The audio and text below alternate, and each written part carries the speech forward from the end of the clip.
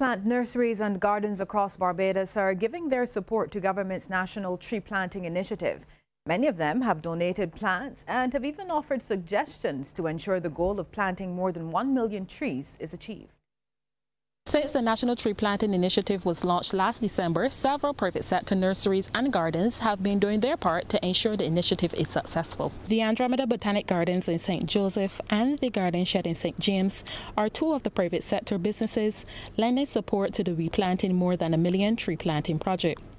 Andromeda's manager, Annalisa Aline, says they have already allocated hundreds of trees and seeds to government. So far, we have donated over 430 different species of trees to the DBA MC. Basically, the some of the names are those are the hopplum, those are the mammy apple, the jackfruit, and such on. And the Garden Shed's Peter Chapman says they have received a request from officials to assist with the venture. I've had an email asking me to give him a list of my complete inventory of trees and their sizes and their how wide they're going to grow and how wide their roots are. And while Mr. Chapman supports the initiative, he believes it can be executed a lot better. My concern is that if it's not done in a proper manner, come back in June and count and see how many of those trees are still alive.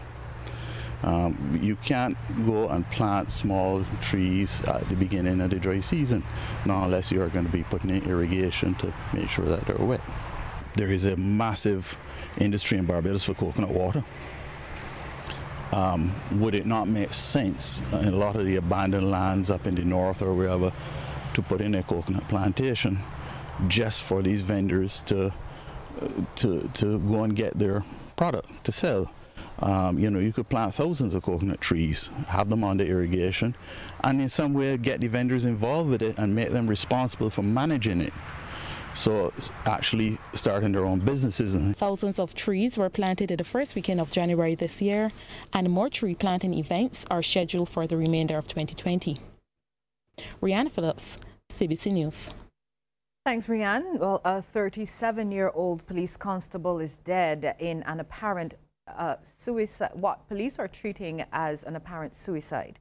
Officials from the Royal Barbados Police Force say officers from the District C police station responded to a residence at Banyan Circle, Gooseberry Drive, St. Philip about 6:30 this morning after receiving reports of a man hanging by the neck with a rope at a nearby residence.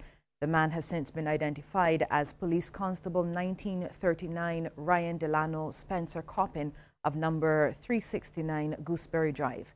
He was eventually pronounced dead on the scene. Reports indicate that Coppin was on suspension from the police force at the time of his death. Some Barbadians continue to flout the law relating to the use of cell phones while driving. That's according to Sergeant Siebert Johnson of the Police Force's Traffic Division. He says people are being reported daily for using their mobile phones while behind the wheel.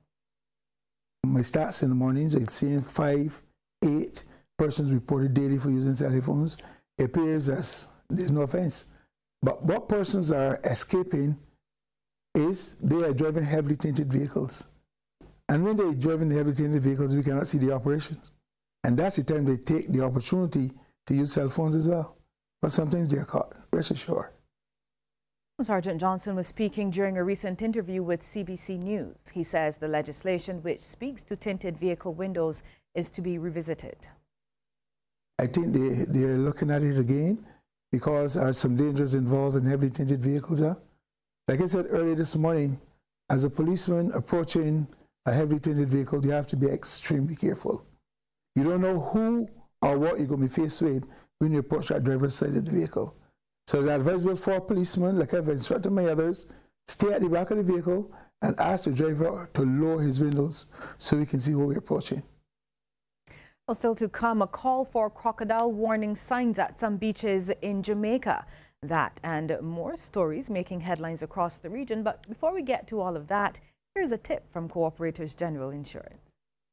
This tip of the day is brought to you by Cooperators General Insurance Company Limited. Insurance the way you want it to be. You can't tell by looking if someone's blood sugar is high or low.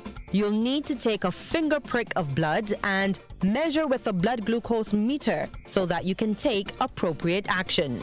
This tip is brought to you in association with the Diabetes Association of Barbados. Let's protect our families.